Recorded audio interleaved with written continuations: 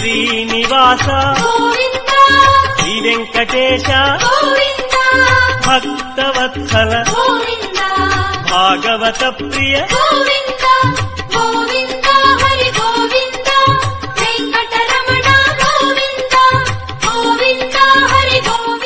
Wishing you and your family a very happy Vaikunta Ekadashi. Namo Vishnu, Namo Vishnu, Namo Vishnu.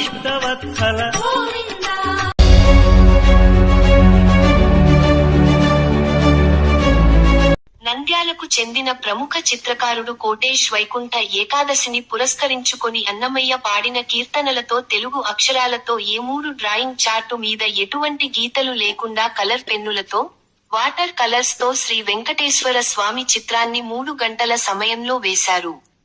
ఈ సందర్భంగా కోటేష్ మాట్లాడుతూ, శ్రీ మహావిష్ణువుకు వైకుంఠ ఏకాదశి అంటే ఎంతో ప్రీతికరమైన రోజు. దీన్ని ముక్కోటి ఏకాదశి కూడా అంటారు. 3 కోట్ల మంది దేవతలు వైకుంఠంకు వెళ్లి విష్ణువును పూజిస్తారు కావున ముక్కోటి ఏకాదశి అంటారు. ఈ రోజున మహావిష్ణువు వైకుంఠం నుండి గరుడ వాహనం పై భూలోకానికి వచ్చి భక్తులకు దర్శనమిస్తారు. శ్రీ మహావిష్ణువువే త్రేత యుగంలో శ్రీరాముడిగా, ద్వాపర యుగంలో శ్రీకృష్ణుడిగా, కలి యుగంలో శ్రీవెంకటేశ్వరునిగా అవతరించారు. ఎంతో పవిత్రమైన వైకుంఠ ఏకాదశిన సహస్రనామ విష్ణు పారాయణం, గోవింద నామ స్మరణ చేయడం, వైష్ణవ ఆలయాలను సందర్శించడం వలన సకల శుభాలు కలుగుతాయి. వెంకటేశ్వర స్వామి పరమ భక్తుడైన అన్నమయ్య పూర్తి పేరు తాళ్లపాక అన్నమాచార్యులు. తెలుగు సాహిత్యంలో తొలి వాగ్గేయకారుడు, పద కవిత పితామహులు. స్వామికి ప్రియమైన భక్తుడు. 3 2000 కీర్తనలు రచించి తెలుగు భాషా మాధుర్యాన్ని, భక్తిని ప్రపంచానికి చాటాడు. ఎంతో పరిపూర్ణమైన అన్నమయ్య తెలుగు వారిగా పుట్టడం తెలుగు వారికి ఒక వరం. ఆ కారణజన్ముడు పాడిన కొన్ని కీర్తనలతో మన తెలుగు అక్షరాలతో శ్రీ వెంకటేశ్వర స్వామి చిత్రం వేశాను. ప్రతి సంవత్సరం వైకుంఠ ఏకాదశి రోజున స్వామి చిత్రాలు వేస్తూనే ఉన్నాను. ఈసారి ఇలా వినూత్నంగా వేశాను. వైకుంఠ ఏకాదశిని పురస్కరించుకుని A3 డ్రాయింగ్ చార్ట్ మీద కలర్ పెన్నులతో, వాటర్ కలర్స్తో, ఎటువంటి గీతలు లేకుండా అన్నమయ్య పాడిన సంకీర్తనలతో స్వామి చిత్రాన్ని గీశాను. శ్రీ మహావిష్ణువుకు ఎంతో ప్రీతికరమైన రోజు వైకుంఠ ఏకాదశి. దీన్నే ముక్కోటి ఏకాదశి కూడా అంటారు. అంటే 3 కోట్ల మంది దేవతలు వైకుంఠానికి వెళ్ళి మహావిష్ణువుని పూజిస్తారు కాబట్టి దీన్ని ముక్కోటి ఏకాదశి అంటారు. శ్రీ మహావిష్ణువు ఈ రోజున గరుడవాహనం ఎక్కి భూలోకానికి వచ్చి భక్తులకు దర్శనమిస్తారు. శ్రీ మహావిష్ణువే త్రేతాయుగంలో శ్రీరాముడుగా, ద్వాపర యుగంలో శ్రీకృష్ణుడుగా, ఈ కలియుగంలో శ్రీ వెంకటేశ్వర స్వామిగా అవతరించాడు. పరమ భక్తుడైన అన్నమయ్య ఎన్నో సంకీర్తనలు పాడారు. 32,000 సంకీర్తనలు పాడారు. తొలి వాగ్గేయకారుడు, తొలి కవిత రచన చేసిన వాడు. అటువంటి అన్నమయ్య కీర్తనలతో ఈ చిత్రాన్ని వేశాను. అతను అన్నమయ్య పూర్తి పేరు తాళపాక అన్నమాచార్యులు, కానీ అన్నమయ్యగా ప్రసిద్ధిగాంచాడు. ఆయన సంకీర్తనలు లోకానికి చాటాడు. అతను అన్నమయ్య మన తెలుగువాడుగా ఉండడము మన తెలుగువారందరికీ గర్వకారణము. ఆయన ఒక వరం. ప్రతి సంవత్సరము వైకుంఠ ఏకాదశి రోజున స్వామి చిత్రాలు వినూత్నంగా చేస్తుంటాము. ఈసారి కూడా ఈ విధంగా చేస్తాము. ఈ వైకుంఠ ఏకాదశి రోజున భక్తులందరూ గోవిందనామ స్మరణ చేయడము, వెంకటేశ్వర స్వామిని పూజించడము, వైష్ణవ ఆలయాన్ని సందర్శిస్తే ఎంతో పుణ్యఫలం ఉంటుంది. ఎటువంటి ఆటంకాలు ఉండవు, సకల శుభాలు కలుగుతాయి. కాబట్టి ఈ రోజున భక్తులందరికీ శ్రీ వెంకటేశ్వర స్వామి ఆశీస్సు ఉండాలని కోరుకుంటున్నాను. జై వెంకటేశ్వర స్వామి.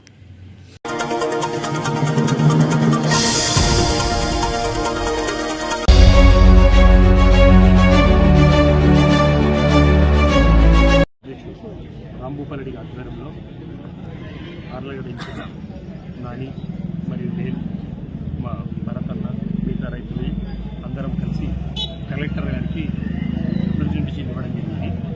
ప్రధానంగా ఉల్లి రైతుల సమస్య గురించి చెప్పడం జరిగింది. హార్టికల్చర్ కింద పండిస్తారు ఉల్లిని, కాబట్టి ఎక్కువ వెరైటీ ఇస్తారు, లాంగ్గా వస్తుంది. కాబట్టి వీళ్ళకి ఇవ్వాల్సిన అవసరం లేదు అని కుంటి సాగులు చెప్పడము ఎంతవరకు సమంజసం అనేది మీ ద్వారా అడుగుతాం. ఉల్లి రైతులు ఏ రకంగా ఉన్నా సరే మేము ఇస్తాము అని చెప్పేసి హెక్టార్కు 50,000 రూపాయలు ఇస్తామని చెప్పేసి చెప్పడం జరిగింది. కేవలం పేపర్ మీద తప్ప పనిచేసే పాపాన ఈ గవర్నమెంట్ అది కూడా ఏదో ఒక రీజన్ చెప్పి ఎగరగొట్టడం తప్ప రైతులను ఆదుకునే ఉద్దేశము ఏ కోశాన వీళ్ళకి లేకుండా పోతాం. అరే ఉల్లి రైతులు నష్టపోయినారు, నంద్యాల జిల్లాలో మంచి వెరైటీ పండిస్తూ ఉన్నారంటే ఈ వెరైటీ తీసుకొని మీకు ఇవ్వడానికి నష్టం లేదు. 8 రూపాయల కంటే లోపల అమ్ముకున్నారు. క్లియర్గా వాళ్ళు చెప్తారు. మళ్ళీ ఈ రకంగా చెప్తారు. ఇప్పుడే మా భరతన్న చెప్పాడు క్లియర్గా, సీజన్ అంతా ఒకటే ధరిస్తారు తప్ప వేరే దాన్ని కాదు. ఈ రకంగా మీరు డివైడ్ అండ్ రూల్ లెక్క చేసుకొని మాకు కర్నూలుకు కడపకు వేరుకుంపట్లు పెట్టి రైతులలో విభేద భావాలు తీసుకొని రావడం అనేది ఈ ప్రభుత్వానికే చెల్లింది తప్ప వేరే ఏం కాదు. నష్టపోయిన రైతు ఎక్కడి రైతు అయినా నష్టపోయినాడు తప్ప లాభం పొందలేదు. మేము ఇప్పుడే కలెక్టర్ గారికి రిప్రజెంటేషన్ కూడా ఇవ్వడం జరిగింది. కలెక్టర్ గారు అయితే ఆలోచన చేసి దీని మీద చర్యలు తీసుకుంటామని చెప్పారు. ఇప్పుడే భరత్ గారు చెప్తా ఉన్నారు, 2 రోజుల్లో 3 రోజుల్లో మీరు డిసిషన్ తీసుకుంటే సంతోషం, డిసిషన్ తీసుకోకుంటే మాత్రము మేము రైతులమందరము స్వచ్ఛందంగా కార్యాచరణ చేసి నిరాదీక్షగా కూర్చుంటామని చెప్తా ఉన్నారు. మీ ద్వారా నేను అడుగుతా ఉన్నాను, ఇక్కడ ఉండే నాయకులను కూడా అడుగుతా ఉన్నాను, ప్రజాప్రతినిధులు అడుగుతున్నారు. అధికార పక్షంలో ఉండి కూటమిలో ఉండి మీరు రైతుల గురించి పట్టించుకునేది ఇదేనా? నంద్యాల జిల్లాలో ఈ రకంగా నష్టపోతూ ఉంటే మీరు ఏ రకంగా ఆలోచన చేసి స్పందించాల్సింది పోయి మంత్రులు ఉన్నారు ఇక్కడ, ఏం చేస్తూ ఉన్నారు మీరు? రైతులు నష్టపోతూ ఉంటే దానికి కనీసం కించిత్తన్న ఒక్క వాయిస్ కూడా లేకుండా మీ రకంగా చేస్తూ ఉన్నారు. ఇది చాలా తప్పు. అలాగే మొక్కజొన్న గురించి కూడా ఆలోచన చేయట్లేదు, ఇంతవరకు కూడా ఏం చేయలేదు. ఇప్పుడు అడిగితే కలెక్టర్ మేడంతో సీజన్ అయిపోయిందని చెప్తున్నారు. అంతే, కల్లిబొల్లి మాటలు, ఏదో ఒక రీజన్ చెప్పి పని జరుపుకోవడము, పేపర్కి అయితే ఇన్ని చేశామని చెప్పడము, రీజన్స్ చూపెట్టేసి ఆ డబ్బులు ఇవ్వకుండా చేయడం తప్ప ఈ ప్రభుత్వం ఇదే రకంగా చేస్తాం తప్ప వేరే ఏం కాదు. మిగతా సమస్యలన్నింటి గురించి ఇక్కడ మాట్లాడడం జరిగింది. Thank you. ఒకే రకమైన పంట వచ్చేటటువంటి మొట్టమొదటి పంట ఉల్లి పంట. దానికి ధర లేకపోతే వైఎస్ఆర్సీపీ నాయకులు, ఇదే మా జిల్లా అధ్యక్షులు రామోపాల్ రెడ్డి గారు, ఇతర నాయకులు ధర్నాలు చేస్తే 1200 కొంటామని చెప్పి హామీ ఇచ్చి కేవలం పంటలో 5% మాత్రమే కొనుగోలు చేసి చేతులెత్తేసి తర్వాత మీ ఇష్టం, మీరు ఎక్కడైనా అమ్ముకోండి, మేము హెక్టార్కు 50,000 అంటే ఎకరాకు 20,000 రూపాయలు రైతు అకౌంట్లో జమ చేస్తామని చెప్పి ఆ రోజు హామీ ఇవ్వడం జరిగింది. ఆ రోజు నుంచి ఈ రోజు వరకు తాత్సారం చేసుకుంటూ ఈ రోజు ఒక జీవోను కడప కర్నూలు రైతులకు అకౌంట్లో వేయండి అని చెప్పి ఒక జీవోని ఇచ్చారు. అంటే నంద్యాల జిల్లాలో దాదాపు 14,000 ఎకరాలు సాగు జరిగింది ఉల్లి. ఆ రైతులకు నష్టపోవడం అంటే 28,000 కోట్ల రూపాయలు. ఈ రోజు ఈ సంవత్సరం ఏ పంటకు ధర లేదు. కనీసం ఆ 28 కోట్లు వస్తే జిల్లాకు ఎంత ఉపయోగం ఉంటుందని కూడా వాళ్ళు ఆలోచించడం లేదు. అధికారులు ఏం చెప్తున్నారంటే మాకే ఎదురుదాడి. ఎందుకంటే నేను చెప్తున్నా, నేను ఈ జిల్లా వ్యవసాయ సలహా మండలి చైర్మన్ గా చేసిన ఈ వెరైటీలన్నీ నాకు తెలుసు. అందరూ వేసేది ఒకటే వెరైటీ, ఒకటే సీజన్. వాళ్లకు ఛాలెంజ్ చేస్తున్నా నేను, ఈ క్రాప్ తీసుకుందాం, అక్కడ ఈ క్రాప్ ఎప్పుడైంది, ఇక్కడ ఈ క్రాప్ ఎప్పుడైంది, అన్ని ఒకే టైంలోనే జరిగినాయి, ఒకే టైంలోనే ఈ క్రాప్ జరిగింది. కానీ ఎందుకు ఈ అబద్దాలంటే నంద్యాల రైతులను ఏదో మోసం చేయడానికి ప్రభుత్వం పూనుకుందని చెప్పి మనకు క్లియర్ గా అర్థమవుతుంది. నంద్యాల ప్రజాప్రతినిధులు మరి చోద్యం చూస్తా ఉన్నారు రైతులకు ఇంత అన్యాయం జరుగుతుంటే. కాబట్టి ఈ 2 రోజుల్లో దీని మీద ఏదో కార్యాచరణ రాకపోతే మేము రైతులు స్వచ్ఛందంగా నిరాహార దీక్షకు కొనుక్కోవడానికి డిసైడ్ అయినాం. కాబట్టి 2 రోజుల టైం లోపల ఆ 28 కోట్ల గురించి ఏదో ఒక హామీ రావాలా. రాని పక్షంలో మేము నిరాహార దీక్ష చేస్తామని చెప్పి కూడా ఈ సందర్భంగా మీకు తెలియజేస్తా ఉన్నాం.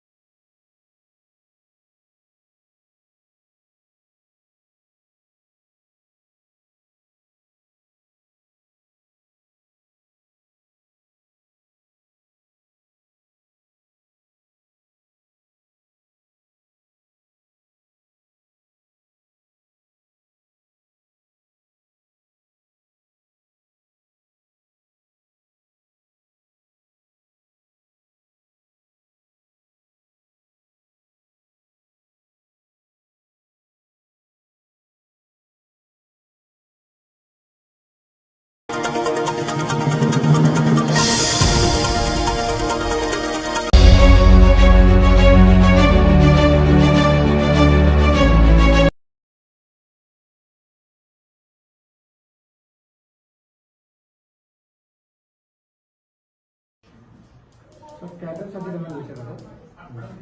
స్కాటర్ సర్జరీ కంటికి ఏమైనా ఆపరేషన్ చేశారా? రమేష్ గారు ఈరోజు ఉదయం 7:30 గంటలకు స్వర్గస్థులైన కాబట్టి వారి అనుమతి, వారి కోరిక మేరకు కండదానంకు మేము ప్రిపేర్ చేసి సార్ గారికి ఫోన్ చేస్తే వాళ్ళు వచ్చి డొనేట్కు మేము అంగీకరించాము. దానికి అంగీకరించాము. కట్ చేయండి.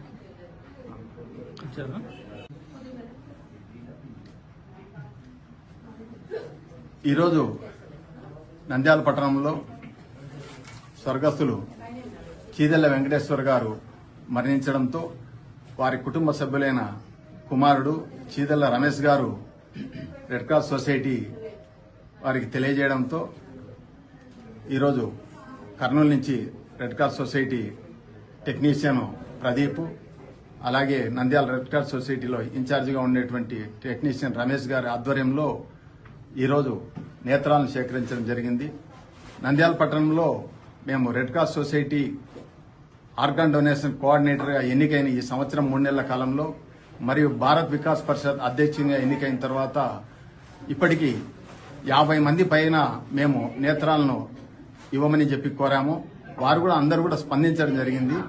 అయితే వారి ఆరోగ్య స్థితిగతులను దృష్టిలో ఉంచుకొని ఈ చీదెళ్ల వెంకటేశ్వర గారితో కలిపి 22 మందితో ఇప్పటికీ నేత్రాలను సేకరించి ఎల్వి ప్రసాద్ హాస్పిటల్కు పంపడం జరిగింది. ఇలా చీదెళ్ల వెంకటేశ్వర్ల గారిని వారి కుటుంబ సభ్యులను ఆదర్శంగా తీసుకొని చాలా మంది ఇలా నేత్రదానం చేస్తే సాటి వ్యక్తికి మనం చూపును ప్రసాదించిన వాళ్ళు అవుతాం. శరీరం కాలి బూడిద అయిపోయినా కానీ వారు నేత్రాలు ఇవ్వడంతో వారు సమాజాన్ని చూస్తూ ఉన్నంత కాలం కూడా వారు జీవించి ఉన్నట్లే. అటువంటి ఈ బృహత్తర కార్యక్రమానికి ముందుకు వచ్చినటువంటి చీదెళ్ల రమేష్ గారిని, వారి కుమార్తె ఏం పేరు రాధా గారికి, వారి కుటుంబ సభ్యులకు ధన్యవాదాలు తెలియజేసుకుంటూ ఇప్పటికీ మేము చేసిన ఈ కార్యక్రమం ఇంతటితో ఆపకుండా సుమారుగా సంవత్సరానికి 100 మందితో పైన సేకరించాలని ఒక సంకల్పం పెట్టుకున్నాము. ఇక్కడికి వచ్చిన కుటుంబ సభ్యులందరూ కూడా ఈ కార్యక్రమంలో మీ కుటుంబ సభ్యులకు తెలియజేసి వారు మరణించిన తర్వాత కూడా వారి నేత్రాలను ఇలా 10 మందికి ఉపయోగపడేదానికి ఇవ్వాలని చెప్పి కోరుకుంటూ సెలవు తీసుకుంటాం.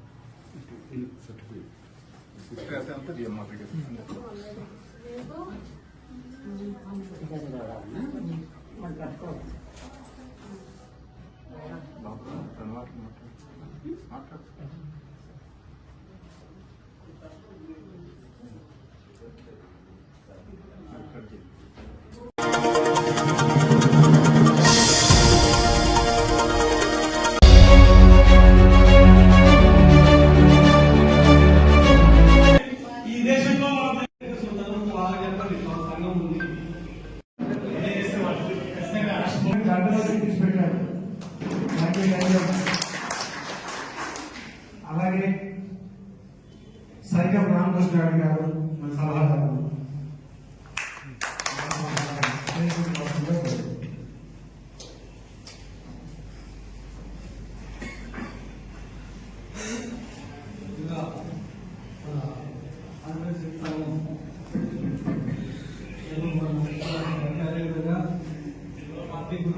అందరికీ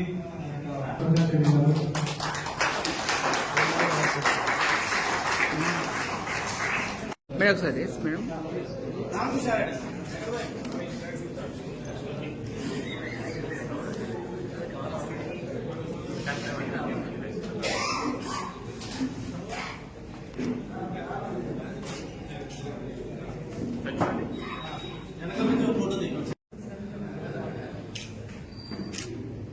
ఎన్నికి వచ్చేసేయండి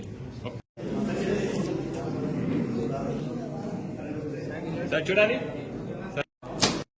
ఈరోజు నంద్యాల టెక్కెలోని పుల్లారెడ్డి భవన్లో ఆంధ్రప్రదేశ్ రెడ్డి సంఘం నూతన సంవత్సర తెలుగు క్యాలెండర్ ని ఆవిష్కరించడానికి ఇనాగ్రేషన్ కు ఇక్కడికి విచ్చేసినటువంటి ఆంధ్రప్రదేశ్ రెడ్డి సంఘం ప్రతినిధులకు అపూర్వ ఘన స్వాగతం పలుకుతూ ఆంధ్రప్రదేశ్ రెడ్డి సంఘంలో ఉన్న కార్యకర్తలు రెడ్డి కులస్తుల సంక్షేమం కోరి వారి యొక్క హక్కులకై ఎప్పుడు నిరంతరం శ్రమిస్తూ పోరాటాలు చేస్తూ ప్రతినిత్యము మన రెడ్ల యొక్క హక్కులను వారి యొక్క బాగోగులను చూసుకుంటూ ముందుకు తీసుకెళ్తున్న ఏకైక సంఘం ఆంధ్రప్రదేశ్ రెడ్డి సంఘం. ఈ కార్యక్రమానికి విచ్చేసినటువంటి ప్రతి ఒక్కరికి కూడా హృదయపూర్వక ధన్యవాదములు, కృతజ్ఞతలు తెలియజేస్తున్నాను. ఆంధ్రప్రదేశ్ రెడ్డి సంఘం ఆధ్వర్యంలో 2026 సంవత్సరం నూతన సంవత్సర క్యాలెండర్ను ఈ రోజున నంద్యాలలోని జి పుల్లారెడ్డి భవన్లో నిర్వహించడం జరిగింది. ఈ కార్యక్రమానికి రాష్ట్ర వ్యాప్తంగా అన్ని జిల్లాల నుంచి ఆంధ్రప్రదేశ్ రెడ్డి సంఘం రాష్ట్ర నాయకులు హాజరయ్యారు. అదేవిధంగా ఆంధ్రప్రదేశ్లో రెడ్ల యొక్క హక్కుల కోసం, ఐక్యత కోసం దశాబ్ద కాలంగా ఆంధ్రప్రదేశ్ రెడ్డి సంఘం పనిచేస్తుంది. ఈ సందర్భంగా ఎంతో మంది సమస్యలు ఉన్నాయి, రెడ్ల సమస్యలు. ఆ రెడ్ల సమస్యలను ప్రభుత్వం దృష్టికి తీసుకెళ్లడం మా యొక్క ప్రధాన ఉద్యమం. అందులో భాగంగానే గత ప్రభుత్వంలో రెడ్డి కార్పొరేషన్ అనేది సాధించాము. అదేవిధంగా రెడ్డి మహిళలకి ఈబీసీ నేస్తం ద్వారా 18,000 రూపాయలు సాధించాము. అదేవిధంగా ప్రజాకవి యోగి వేమన గారి జయంతిని అధికారికంగా నిర్వహించేలా కూడా చేశాము. అయితే ప్రస్తుత ప్రభుత్వం కూడా రెడ్ల పట్ల ఇదే సానుకూలత ప్రదర్శించి ఎక్కడా రెడ్లకు ఇబ్బంది పెట్టుకోకుండా రెడ్ల సంక్షేమం కోసం వెంటనే రెడ్డి కార్పొరేషన్ ఏర్పాటు చేసి రెడ్ల ఏదైతే 70 లక్షల పైచిలకు రెడ్లున్నారో వారిలోని పేదలకు, మధ్యతరగతి రెడ్లకు ఆర్థికంగా సపోర్టుగా నిలవాలని ఆంధ్రప్రదేశ్ రెడ్డి సంఘం తరఫున రాష్ట్ర ప్రభుత్వాన్ని డిమాండ్ చేస్తూ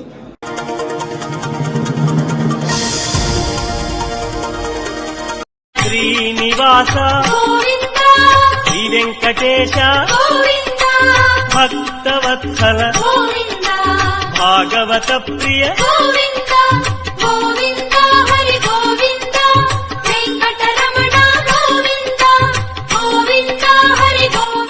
Wishing you and your family a very happy Vaikunta Ekadashi.